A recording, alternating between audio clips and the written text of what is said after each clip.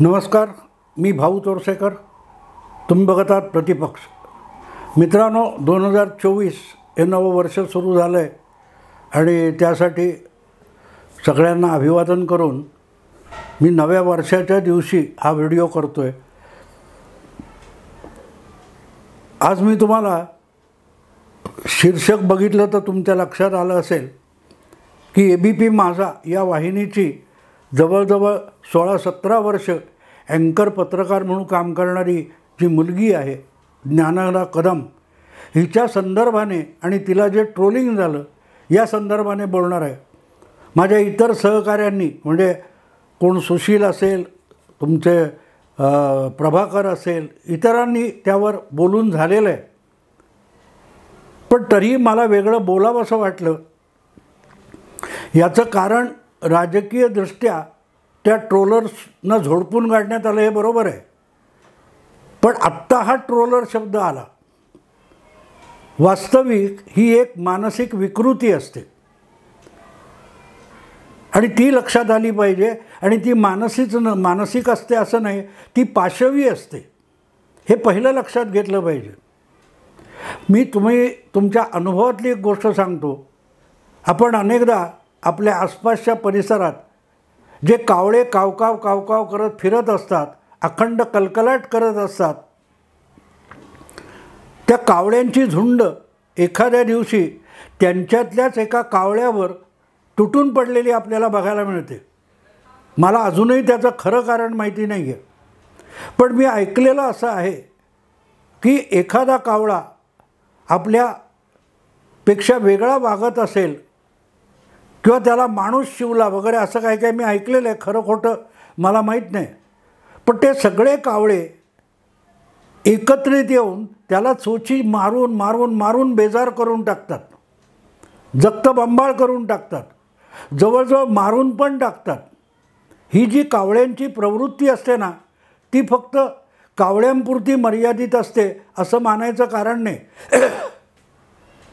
Bertrand Russell किंवा मला तर आठवत नाही कुठच्या तरी एका विचारवंताचं मी अनेकदा माझ्या लिखाणात पण ते कोट केलेलं आहे, उद्धृत केलेलं आहे.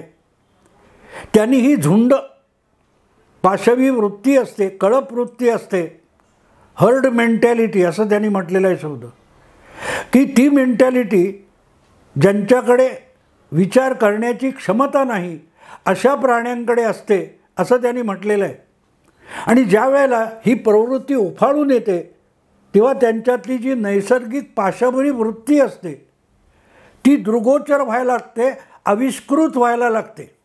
आणि योगायोग बघा, ज्ञानदा कदमच्या बाबतीत जे सगळे तिच्यावर तुटून पडले हे सगळे स्वतःला आविष्कार स्वातंत्र्याचे लढवय्ये म्हणतात. एका दिवट्याने तर आम्ही रडलो नाही, लढलो म्हणून दाखवलं. आणि कशासाठी लढलात तर आविष्कार स्वातंत्र्य. हे आविष्कार स्वातंत्र्य जे लोकशाही चॅनेलमध्ये दाखवण्यात आलं त्याला आविष्कार स्वातंत्र्य म्हणत नाहीत. त्याला तो बर्ट्रांड रसेल का कोण म्हणतो की पाशवी ज्या उपजत पाशवी प्रवृत्ती असतात त्याचा तो आविष्कार होता की तू राम जन्मभूमीसाठी, त्या मंदिरासाठी त्याची बातमी देण्यासाठी अयोध्येला गेली असताना 500 वर्ष रामलल्ला वनवासात होता हे शब्द उच्चारताना ज्ञानदा कदम रडली किंवा तिच्या डोळ्यात अश्रू भरून आले. त्याच्या यानं वेदना झाल्यात. अरे तू आमच्यातली होती, तू सेक्युलर, तू पुरोगामी, तू पत्रकार आणि तू रामलल्लासाठी अश्रू ढाळते. कळप लक्षात ठेवा. आजकाल स्वतःला परखड आविष्कार स्वातंत्र्याचे लढवय्ये म्हणणारे जे कोणी आहेत आणि पुरोगामी म्हणवणारे आहेत ते किती असहिष्णू आहेत त्याचा सगळ्यात मोठा पुरावा ज्ञानदा कदमच्या त्या अश्रूंनी दिला. आणि म्हणून मी त्याला शीर्षक दिलं आहे जे वसंत कानेटकरांच्या नाटकाचं नाव होतं, अश्रूंची झाली फुले. इतकी वर्ष राम जन्मभूमी अयोध्या हा विषय ज्याच्यासाठी लाखो लाखो लोकांनी अश्रू ढाळलेले आहेत, रक्त सांडलेलं आहे, तिथे ज्ञानदा कदम गेली आणि तिच्या डोळ्यात अश्रू आले. मला असं वाटतं की हे अश्रू त्या रामलल्लाच्या प्राणप्रतिष्ठा न झालेल्या मूर्तीवर पडलेले अश्रू म्हणजे फुलं. कारण त्यांनी या खऱ्या तथाकथित आविष्कार स्वातंत्र्यवादी पुरोगाम्यांच्या अंगात लपलेला जो पशु आहे, पाशवी प्रवृत्ती आहे, ती उपजतपणे बाहेर आणली. जितकी ज्ञानदा कदम ही पिढ्यानुपिढ्यांची हिंदू आहे आणि हिंदू म्हणून आपलं एक महान दैवत या देशाचं हे वनवासात पडलं होतं, अडगळीत पडलं होतं, ज्याच्यावर अन्याय झाला, त्याची मुक्तता होणार म्हणून ज्ञानदाच्या उपजत भावनांनी जो आविष्कार केला त्यातून हे सगळे पशु बाहेर आले. सगळ्यांची नावं घेण्याची गरज नाही आहे. ज्यांनी ज्ञानदाला ट्रोल करायचा प्रयत्न केला त्यांनी आपल्यातला पशु बाहेर आणला. आणि पशु याचा अर्थ विचार करणारा नाही, जो कळप वृत्तीने वागतो. बर्टोल्ड रसेल नेमकं तेच सांगतो की समोरचा माणूस आपल्यातला नाही, समोरचा पशु, समोरचा कळप, समोरचा प्राणी आपल्यातला नाही, म्हणून त्याच्यावर झुंडीने जे तुटून पडतात, मग ते तरस असतील, ते आणखीन कोण रानरेडे असतील, मगरी असतील, लचके तोडणाऱ्या, त्या सगळ्या तुम्ही बघताना त्या कळपवृत्तीने वागतात. आणि हे सगळे स्वतःला पुरोगामी म्हणवणारे कसे एका सेकंदामध्ये, एका मिनिटामध्ये ज्ञानदाच्या डोळ्यातून आलेले अश्रू बघून त्यांच्यातला पशु कसा सापकन बाहेर आला. एक सेकंद त्यांना विचार करावासा वाटला नाही की हा ज्ञानदा कदम नावाच्या एका तरुण मुलीचा आविष्कार आहे, तिच्या भावनांचा आविष्कार आहे. आविष्कार म्हणजे फक्त पुरोगामी असतो, आणि पुरोगामी असतो म्हणजे तो हिंदू विरोधी असला पाहिजे. टोप्या चढवून रमजानचे उपास करणाऱ्यांचे उपास सोडवण्यासाठी इफ्तार पार्ट्या करतात, त्यांच्या बातम्या कौतुकाने दाखवणारे हे सगळे पुरोगामी आहेत. ज्यांना रामलल्लाकडे गेल्यानंतर, रामलल्लाच्या त्या रामनगरीच्या पुण्यभूमीत गेल्यानंतर ज्ञानदाच्या डोळ्यात दोन अश्रू झळकले तर किती शॉक बसलाय बघा मित्रांनो. इथे कळतं की हे सेक्युलर तर नाही आहेत, पण हे अँटी हिंदू आहेत, हे हिंदूंचे वैरी आहेत. त्या अयोध्येतले खरे मुस्लिमसुद्धा आज त्या रामलल्लाचं स्वागत करायला तयार झालेत. आणि हे बोगस, बाटगे आणि खोटे मुस्लिम म्हणता येणार नाही, हे पाखंडी लोक आहेत. आणि त्यांना ते ज्ञानदाचे अश्रू झोंबले. याचं कारण आपल्यातला झाकून लपून ठेवलेला पशु त्यांच्यातून बाहेर आला, त्या क्षणी बाहेर आला. आणि हे लोक रोज ते इंडी ... त्याच्यामध्ये इन्क्लुझिव्ह असा शब्द आहे, इन्क्लुझिव्ह असा शब्द आहे ना त्या ... अलायन्समध्ये सर्वसमावेशी. आणि सर्वसमावेशी ... इंडिया अलायन्सने दिल्लीत शरद पवारांच्या घरी घेतलेल्या पहिल्या बैठकीत 1 सप्टेंबरनंतर काय निर्णय घेतला तर 16-14 काहीतरी पत्रकार अँकर आहेत चॅनेलचे, त्यांच्यावर बहिष्कार घालायचा हा एक्सक्लुझिव्ह निर्णय घेतला.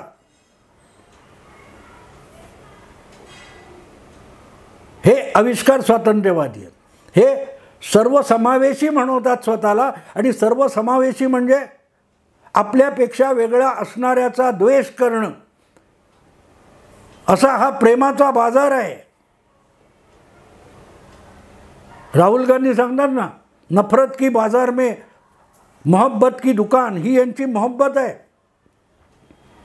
जे आपल्यातल्याच एका पत्रकार मुलीवर त्या कावळ्यांसारखे तुटून पडले, चोची मारायला लागले. पण ज्ञानदाने साक्ष दिली आपल्या अश्रूतून साक्ष दिली की खरा हिंदू काय असतो, खरा हिंदू काय असतो. हे हरामखोर सगळे असं म्हणणार, आम्ही पण हिंदू आहोत, आम्ही पण हिंदू आहोत, पण आम्ही भाजपसारखे हिंदू नाही. रामलल्ला 500 वर्ष दडपून ठेवला गेला होता, याची वेदना होत नाही.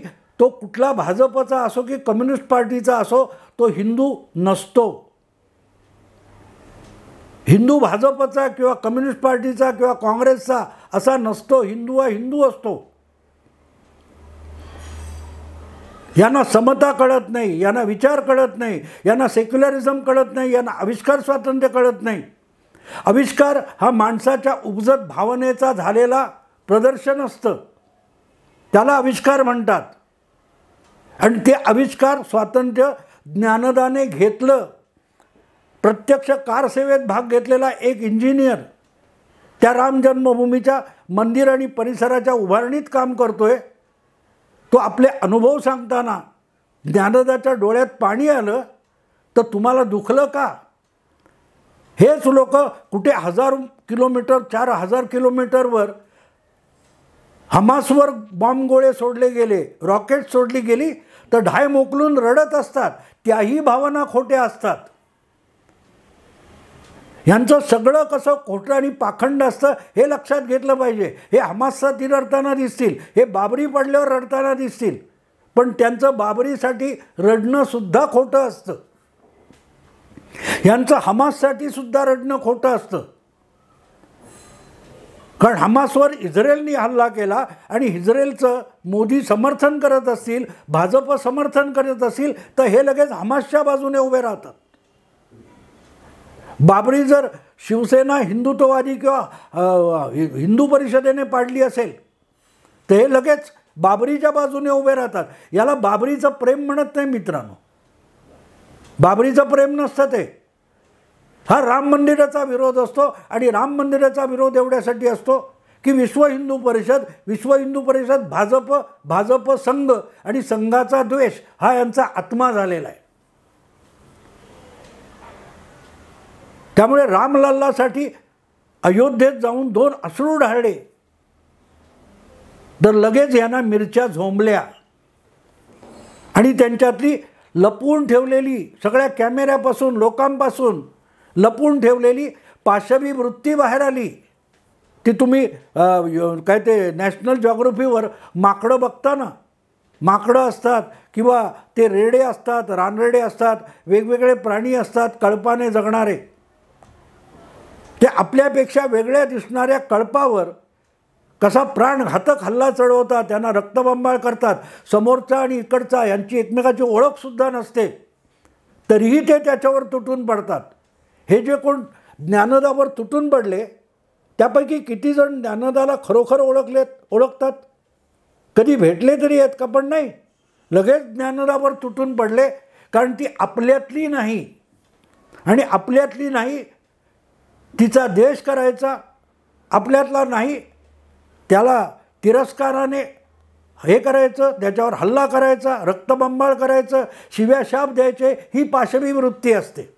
आणि याला राहुल गांधी मोहब्बत की दुकान म्हणतात. ही सगळी त्या मोहब्बत की दुकानात लाईन लावून रेशन घ्यायला जमलेली टोळी आहे, जे ज्ञानदावर तुटून पडले. ही पाशवी वृत्ती वेगळी स्वतंत्रपणे सांगणं आवश्यक होतं. त्यातलं राजकारण बाजूला ठेवा, त्यांची मानसिकता बघा. एखादी गोष्ट आवडते का, ना आवडते का, चांगली आहे का, वाईट आहे का, तारतम्य नाही. बस ही संघाशी संबंधित आहे का, ही मोदीशी संबंधित आहे का, ही भाजपशी संबंधित आहे का, की त्याच्या विरुद्ध बोलायचं ठणाणाणाणाना. बेशरम लोक आहेत ते. बेशरम म्हणजे त्या जनावरांसारखे पशुवत आहेत, पशु जीवन जगतात अजूनही. कारण ते विचार करू शकत नाहीत. ज्यावेळेला माणूस विचार करतो तेव्हा त्याला चांगलं वाईट यातलं तारतम्य बाळगता येतं, ओळखता येतं, योग्य अयोग्य ठरवता येतं. पण किती ते जसे पशु कळपातले हे डोळे झाकून झुंड म्हणून समोरच्यावर तुटून पडतात. आपल्या फायद्याचा तोट्याचा सुद्धा विचार करत नाहीत, आपल्या सुरक्षेचा सुद्धा विचार करत नाहीत. मित्रांनो, त्या 26 नोव्हेंबर 2008ला मुंबईत घुसलेले जे अतिरेकी होते त्यांनी त्या कुलाब्यातल्या छबड हाऊसवर हल्ला चढवला. का तर ते इस्रायलचं आहे, ज्यू लोकांचं आहे. अरे ज्यू लोक वगैरे जे काय असतील ते हमास इस्रायल तिकडचं आहे, पाकिस्तानशी त्याचा काय संबंध होता. पण आपला जीव धोक्यात घालून समुद्रमार्गे मुंबईत आलेल्या पाकिस्तानच्या अतिरेक्यांनी छबड हाऊसवर हल्ला चढवला. तो जितका अंधभक्तीचा होता त्यापेक्षा ज्ञानदा कदम हिच्या अश्रू ढाळण्यावर तुटून पडलेले लोक त्या अजमल कसाबपेक्षा तसूभर वेगळे नसतात. कारण ते द्वेषाने प्रवृत्त झालेले असतात. माणूस असतो तो विचाराने प्रवृत्त होतो, विचार करून चांगलं वाईट ठरवतो. ज्ञानदा कदमने जे केलं ते तिची उपजत भावना होती. हे ज्यांना समजू शकत नाही ती माणसंच नसतात. त्यांना माणसांच्या संवेदना कळत नाहीत. ते पूर्णपणे बुद्धीने बधीर झालेले असतात. तो जसा काय त्या लॅटिन अमेरिका, दक्षिण अमेरिकेमध्ये मेक्सिको वगैरे तो मोठा बैल दाखवतात, बुल. तो लाल फडका दिसला की येऊन घुसतो, पुढचा मागचा विचार करत नाही, सगळी ताकद लावून घुसतो त्या लाल फडक्याच्या बाजूला. आणि तो त्याला हुलकावण्यात येणारा असतो. तो लाल फडका एका मिनिटात बाजूला केला की समोर काही दिसत नाही, अशी त्या बुलची अवस्था असते. त्यापेक्षा हे आविष्कार स्वातंत्र्यवाले, आम्ही लढलो, रडलो नाही म्हणून बोलणारे दिवटे आहेत ना, त्यांची अक्कल गुडघ्यात पण नाही आहे. गुडघ्यात पण अक्कल नाही त्यांना, कारण त्यांना अक्कलच नाही आहे. अक्कल असलेला माणूस विचार करतो, समोरच्याच्या भावना समजू शकतो, त्याची संवेदनशीलता समजू शकतो. पण त्याची कुठलीही भावना न समजता आणि आपल्या भावनांना सुद्धा तिलांजली देऊन जो झुंड मनोवृत्तीने तुटून पडतो तो फक्त पशु असतो. आणि ते सांगणं आवश्यक होतं. नाही तर माझ्या सगळ्या इतर तरुण सहकाऱ्यांनी ह्या विषयाचा समाचार आधी घेतलेला आहे. पण यांच्यात लपलेलं जनावर बाहेर आणून दाखवणं, बाकी जास्त काय बोलायला नको. यांची पत्रकारिता काय लायकीची आहे हे लोकांनी त्यांच्याकडे पाठ फिरवले, त्यावरून कळतं त्यावरून. पण ही झुंडीची जी मनोवृत्ती आहे ती जेव्हा स्वतःला विचारवंत, बुद्धिमंत आणि अक्कलमंद वगैरे म्हणून पेश करायला लागली की वेळ मिळाली की त्यांच्यावर प्रतिहल्ला करण्याला पर्याय नसतो आणि तो केलाच पाहिजे. यांच्या माणसाच्या शरीरात आणि मनात दडी मारून बसलेला जो पशु आहे त्याचा पर्दाफाश करणं आवश्यक होतं. बाकीचं सगळं आमच्या कोण असतील सुशील वगैरे त्यांनी सांगून झालेलं आहे, ते मी सांगणार नाही. हे कुठल्या कुठल्या गोष्टीसाठी रडतात. काश्मीरातला अतिरेकी मारला गेला तर त्याच्यासाठी हे विद्यापीठामध्ये पुण्यतिथ्या साजऱ्या करतात, संसदेवर हल्ला करणाऱ्याच्या. तेव्हा यांच्या डोळ्यात अश्रू येतात. याकूब मेमनसाठी यांच्या डोळ्यात अश्रू येतात. मध्यरात्री उठून सुप्रीम कोर्टात दाद मागायला जातात. हे किती पशुतुल्य आहेत हे सांगणं आवश्यक होतं. त्यामुळे विषय ज्ञानदापुरता मर्यादित नाही. हे असे मानवी शरीरात वावरणारे पशु आहेत, त्यांचा खरा चेहरा तुम्हाला दाखवणं मला अगत्याचं वाटलं. खरं तर यांनी जे स्वतःच्या तोंडावर आविष्कार, स्वातंत्र्य, पुरोगामित्व असं तोंड रंगवलेला मेकअप केलेला आहे तो उतरवला जाणं आवश्यक होतं.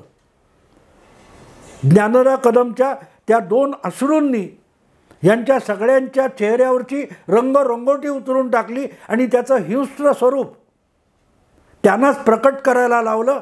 आणि म्हणून मी म्हटलं की ज्ञानदा कदम बाई, तुझ्या त्या अश्रूंनी फुलं केली आणि यांच्या चेहऱ्यावर ते अश्रू पडून त्यांच्यातला हिंस्त्र स्वरूप जगाला दिसू शकलं. म्हणून ज्ञानदाचं अभिनंदन करण्यासाठी हा व्हिडिओ मुद्दाम केला, उशीर झाला असेल पण तरीही केला, तो ज्ञानदाचा असण्यापेक्षा किंवा ज्ञानदाची पाठराखण करण्यापेक्षा ह्या मानवी देहात वावरणारे जे पशु आहेत, लांडगे तोड करायला निघाल्यासारखे, त्यांचा खरा हिंस्त्र चेहरा तुम्हाला दाखवण्यासाठी केला. मित्रांनो, विषय आवडला असेल लाईक करा, शेअर करा, सबस्क्राईब करा. नमस्कार.